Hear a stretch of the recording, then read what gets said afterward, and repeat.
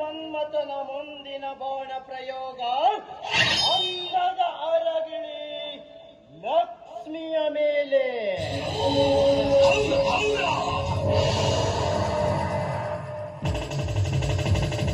ತಿನ್ನಲು ಅನ್ನ, ಉಡಲು ಬಟ್ಟೆ, ಓದಿಸಲು ಸರಿಯಾದ ಮನೆ ಇಲ್ಲದಿದ್ದರೂ ಆ ಬಡ ಸೂರ್ಯ ತನ್ನ ತಂಗಿಯನ್ನ ತುಂಬಾ ಮುದ್ದಾಗಿ ಸಾಕಿದ್ದಾನೆ, ಈ ಹದ್ದು ಕುಕ್ಕಿ ತಿನ್ನಲಿ ಎಂದು.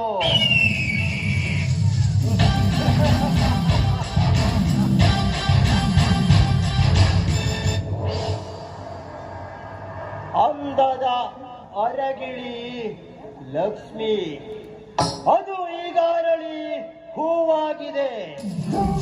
ಅರಳಿದ ಹೂವೆಂದು ತಿಳಿದು ಯಾವುದಾದರೂ ಗಂಡು ಅವಳ ಮೇಲೆ ಕಣ್ಣಿಟ್ಟಿದ್ದೇ ಆದರೆ ಅವನ ಬಾಣಕ್ಕೆ ಸಂಚಕಾರ ಈ ವಿಶ್ವನಿಂದ.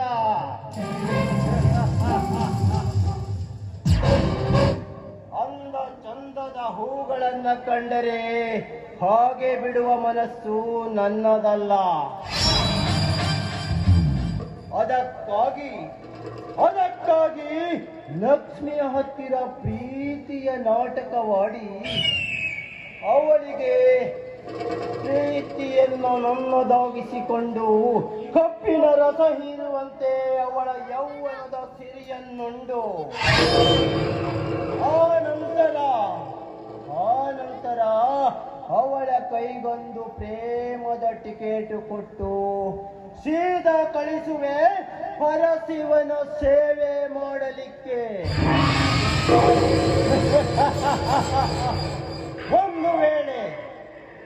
ಒಂದು ವೇಳೆ ಲಕ್ಷ್ಮಿ ನನ್ನ ಪ್ರೀತಿಯನ್ನ ತಿರಸ್ಕರಿಸಿದ್ದೆ ಆದರೆ ಅವಳ ಬಾಳನ್ನೇ ಬುಡಮೇಲು ಮಾಡಿ ಅವಳನ್ನ ಬೀದಿಯಲ್ಲಿ ಭಿಕ್ಷುಕಿಯನ್ನಾಗಿ ಮಾಡುತ್ತಿದ್ದರೆ